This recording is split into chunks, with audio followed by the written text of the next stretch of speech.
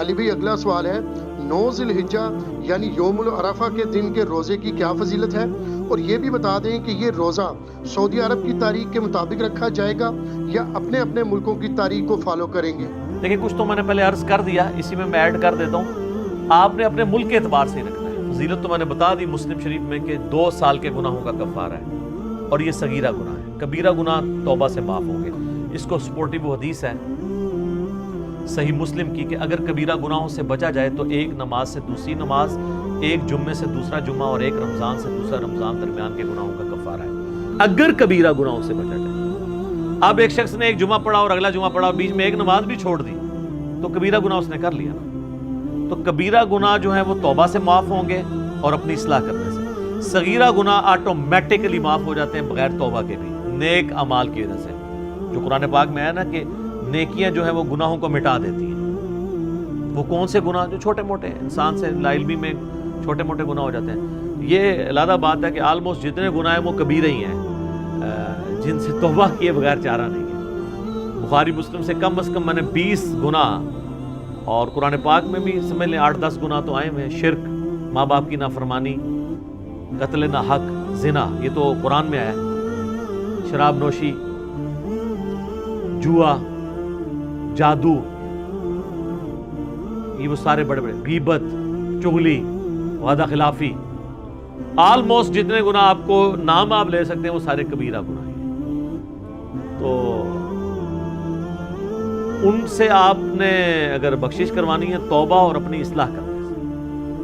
صرف توبہ کرنے سے کام نہیں چلے، اس کی توبہ کا طریقہ ہی اپنی اصلاح ہے۔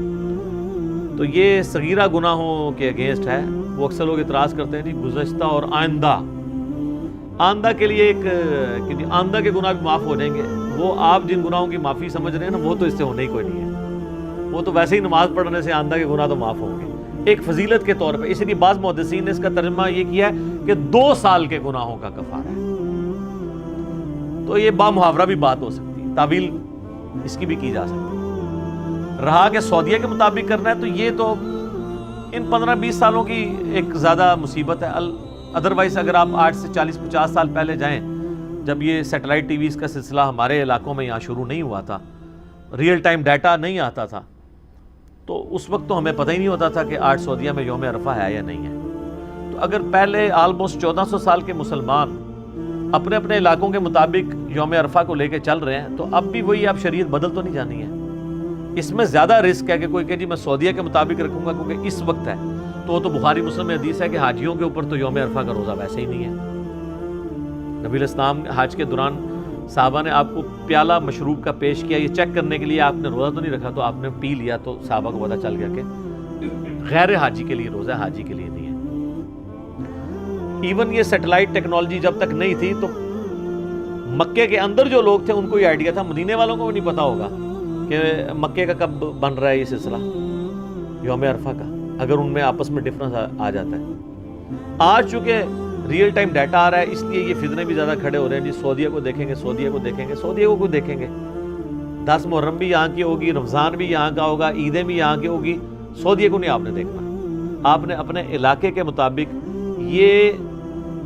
9 ذی الحجہ کا روزہ ہے، وہ کہتے نہیں لفظ تو آیا ہے یوم عرفہ تو اس کا نام یوم عرفہ ہے نا، جیسے 10 محرم کا نام عاشورہ ہے، ویسے تو ہر مہینے میں عاشورہ موجود ہوتی ہے، عاشورہ کہتے ہیں 10ویں دن کو، لیکن جب سمپلی عاشورہ بولا جاتا ہے اس سے مراد محرم کی 10 تاریخ ہے، تو یوم عرفہ ہی اسے بولا جائے گا۔ تو اس لیے آپ نے اپنے علاقے کے مطابق اس کو لے کے چلنا ہے۔ اور باقی اس میں علم الکلام اور پھکی والا جواب یہ ہے کہ آج سے 40-50 سال پہلے تک تو آپ کی شریعت ہی پھر یہ والی لاگو نہیں تھی جو آج آپ نے امت کے اوپر لاگو کرتی ہے۔ تو پہلے 1300 سال کے مسلمان جس شریعت کو فالو کر رہے تھے، ہم آج بھی اسی شریعت کو بہتر سمجھتے ہیں فالو کرنے کے اعتبار سے۔ دوسرا یہ ہے کہ امریکہ میں جس وقت دن ہوتا ہے تو سعودی عرب میں رات ہوتی ہے، سعودی عرب میں جب یوم عرفہ آنا ہے تو امریکہ میں تو اس وقت رات ہوگی۔ وہ کہتے ہیں نہیں جب وہ وہاں پہ داخل ہو رہا ہوگا تو داخل تو دن پھر یہاں سے داخل ہونا شروع ہوتا ہے نا، زمین تو آپ کو پتا ہے نا مشرق سے مغرب کی طرف روٹیٹ کر رہی ہے، اس لیے مشرق میں پہلے سورج نکلتا ہے، پہلے سورج نکلے گا مشرق میں، آپ جائیں گے آسٹریلیا کی طرف چلے جائیں تو پہلے سورج طلوع ہو رہا ہے ہم سے، پھر اس طرح کرتے کرتے کرتے جب ہمارا طلوع ہوتا ہے تو ہمارے سے 2 گھنٹے بعد سعودیہ کا ہوتا ہے، تو دن تو وہی ٹریول کر رہا ہے نا اس اعتبار سے. تو اگر آپ اسپیسیفکلی دیکھیں تو دن پہلے, لیکن وہ چاند کی تاریخوں کا اعتبار چونکہ علیحدہ ہوتا ہے, اس کے اوپر بھی میرا رؤیت ہلال کے اوپر اور چاند دیکھنے کے مسئلے کے اوپر, مون سائٹنگ کے اوپر ویڈیو کلپ ریکارڈڈ ہے. مختصر یہ ہے کہ آپ اپنے علاقے کے مطابق رکھیں گے, اور کل کو اگر آپ نے یہ کہنا ہے کہ ہم نے وہاں دیکھنا ہے تو پھر آپ میں سے کوئی ایک اور بندہ اٹھے گا, وہ کہے گا جی یہ جو آپ پھر عید کر رہے ہیں پھر وہ بھی سعودیہ کے مطابق کریں, کیونکہ اصل تو وہ جو ہے وہ حج کی یہ رسم باقی رکھی گئی ہے, تو حج تو وہاں پہ ہو رہا ہے, یہ پھر اگلی پھکی ہے. اسی طریقے سے وہ جو مولا علی علیہ السلام کا میں نے بتایا سنن کبریٰ البیہقی اور مصنف ابن ابی شیبہ سے کہ وہ 9 ذو الحجہ کی صبح سے لے کے فجر سے لے کے 13 کی عصر تک تکبیرات پڑھتے تھے, تو آپ پھر کہیں گے جی وہاں تو تکبیرات شروع ہو چکی ہوئی ہیں, تو وہ تو پھر آپ کو 8 کو شروع کرنی پڑیں گی یہاں, اور ایک دن پہلے ختم کرنی پڑیں گی. ایک فائدہ ہو جائے گا کہ جنہوں نے سیاپا ڈالا ہے نا, وہ آج کی ان کو قربانی جو ہے وہ 3 دن پہ آ جائے گی, کیونکہ اتنے جو چوتھا ہونا ہے نا اتنے تیسرا ہونا ہے. تو چلو قربانی اگر اس میں 3 دن آندی ہے تو سٹارٹ تو ظاہر احتیاط سے نہیں کریں گے نا, وہ ایک جیسے زور احتیاطی انفی پڑھتے ہیں نا, تو وہ کہیں گے پہلا دن احتیاطی ہو گیا کہ ہم مسلمانوں کے ساتھ عید کر لیتے ہیں. تو یہاں جب چوتھا دن ہو تو ان کو اس وقت چوتھے دن بتایا کریں گے, سعودیہ میں تو آج 5واں دن چل رہا ہے تو آج قربانی نہیں ہو سکتی, تو آپ نے کرنی ہے ادھر جا کے کریں, وہ بھی خیر ضعیف روایت ہے. ٹھیک ہو گیا علی بھائی اگلا سوال ہے, ایام تشریق یعنی 10, 11, 12 اور 13 ذوالحجہ اور یوم عرفہ یعنی 9 ذوالحجہ کو پڑھی جانے والی تکبیرات کے الفاظ بتائیں. الفاظ میں نے پہلے بتا دیے ہیں, المصنف ابن ابی شیبہ میں, مصنف عبدالرزاق میں, سنن کبریٰ البیہقی میں تابعین سے مختلف الفاظ ملتے ہیں. یہ بھی ملتا ہے اللہ اکبر کبیرا والحمد للہ کثیرا وسبحان اللہ بکرۃ واصیلا, اور یہ بھی ملتا ہے اللہ اکبر لا الہ الا اللہ واللہ اکبر وللہ الحمد, سبحان اللہ والحمد للہ ولا الہ الا اللہ واللہ اکبر. صرف اللہ اکبر بھی کہہ لیں تو یہ تکبیر ہی ہے, تو آپ کوئی بھی الفاظ استعمال کر لیں تو آپ اس سنت کے اوپر عمل کر لیں گے. باقی کن کن موقعوں پہ پڑھنا ہے, فرض نماز کے بعد پڑھنا ہے آپ نے, مصنف ابن ابی شیبہ میں اور سنن کبریٰ البیہقی میں مولا علی سے ملتا ہے 9 ذوالحجہ کی صبح سے لے کے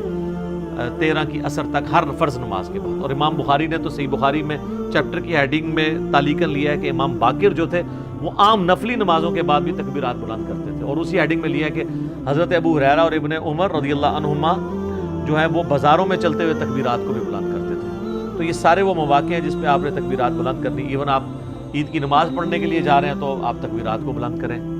اور صحیح بخاری میں آتا ہے کہ نبی علیہ السلام راستہ بدلتے تھے, جاتے وقت عیدگاہ کا راستہ اور ہوتا تھا, واپسی پہ اور ہوتا تھا, اور چھوٹی عید کے لیے جاتے تھے تو کچھ میٹھا کھا کے جاتے تھے, صحیح بخاری میں آتا ہے. ترمذی میں آتا ہے کہ چھوٹی عید کے لیے کھا کے جاتے تھے اور بڑی عید کے لیے واپسی پہ آ کے کھاتے تھے. اس میں یہ سنت ہے کہ خالی پیٹ جایا جائے. ٹھیک ہے, جزاک اللہ.